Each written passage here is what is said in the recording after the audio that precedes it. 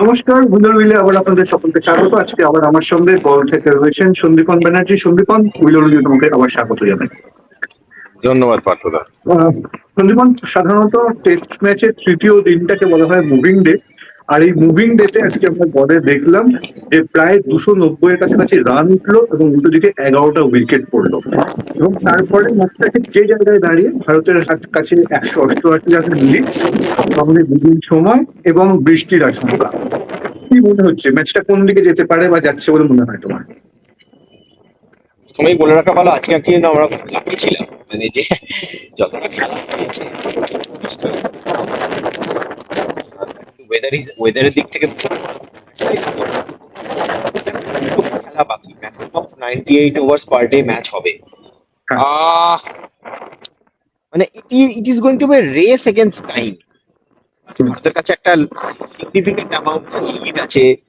Second ইনিংসে হয়তো ভারত চাইবে না যে এক দেড় সেশনের বেশি ব্যাটিং করা ভারতের উচিত নয়, মানে এক সেশন ম্যাক্সিমাম, মানে দেড় সেশন চাই জাস্ট 178। তো আমি চাই লিডটা 200, ওই মানে 380 390 হলে এনাফ, মানে মোর দ্যান ঠিক। এনাফ হয়ে যাবে। ইনফ্যাক্ট সাড়ে মানে ধরো তিনশো আমার মনে হয় ইটস এ দুশো ভেরি, রানের একটা ইনিংস। যদি খুব একটা তাদের প্রবলেম হবে। আহ, তোমাকে দেখতে হবে যে তোমার হাতে কতটা টাইম রয়েছে, সেই টাইমটা অনুযায়ী তোমাকে কিন্তু পুরোটা ম্যানেজ করতে হবে। কালকে বৃষ্টির সম্ভাবনা আছে, শুভ বৃষ্টির সম্ভাবনা আছে, গলে তো বৃষ্টি আনপ্রেডিক্টেবল, বৃষ্টি আসবে, লাস্ট করবে, তারপরে গ্রাউন্ডটাকে শুকোতে হবে। এখন দেখো পুরো গ্রাউন্ড, আমি এখন কথা বলছি বেসিক্যালি ড্রিজলিং, গ্রাউন্ডটাকে পুরো ঢেকে দিয়েছে ক্যামেরার।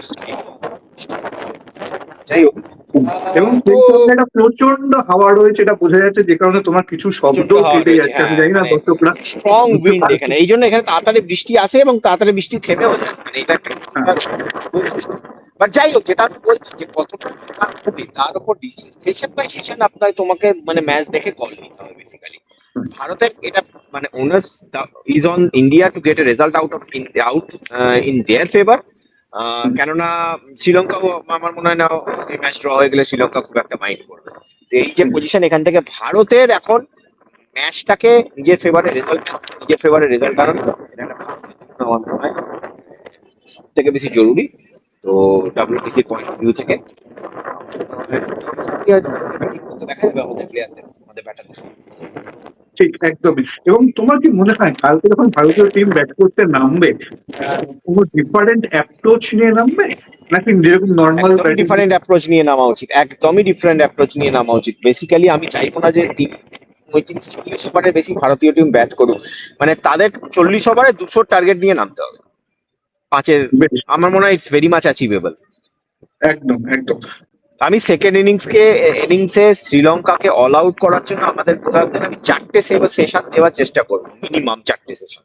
ঠিক কারণ বলটা যখন পুরনো হয়ে যাচ্ছে, বলে কিন্তু স্পিনাররা বল থেকে অতটা হিট পাচ্ছে না, উইকেট থেকে অতটা রিপ পাচ্ছে না। তো আমি উইকেট থেকে অতটা পারচেস পাচ্ছে না।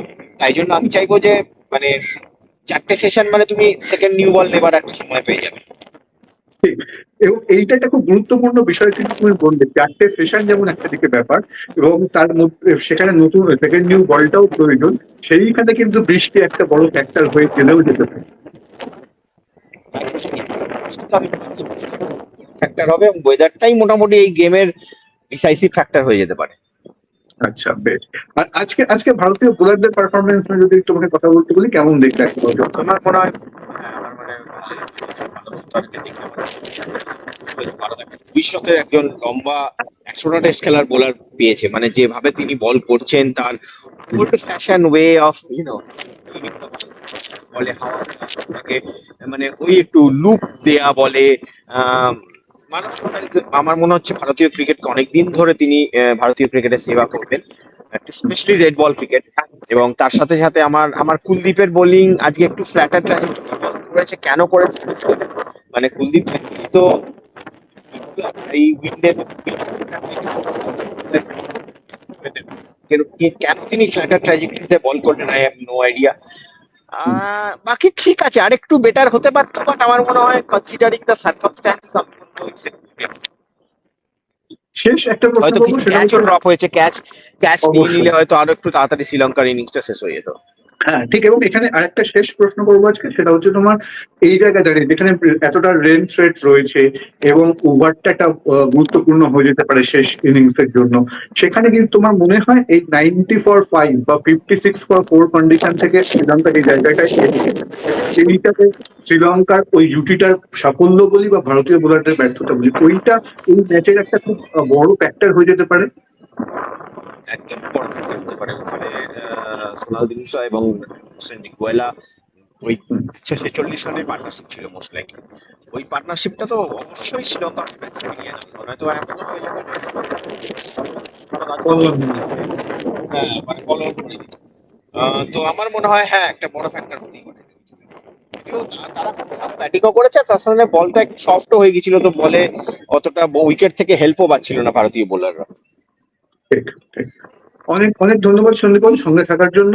আগামীকাল দেখা যাক, এবং আশা করবো যতটা কম বৃষ্টি হয় এবং একটা কম্পিটিটিভ ক্রিকেট খেলা হোক। কালকে আবার দিনের শেষে তোমার সঙ্গে দেখা হবে।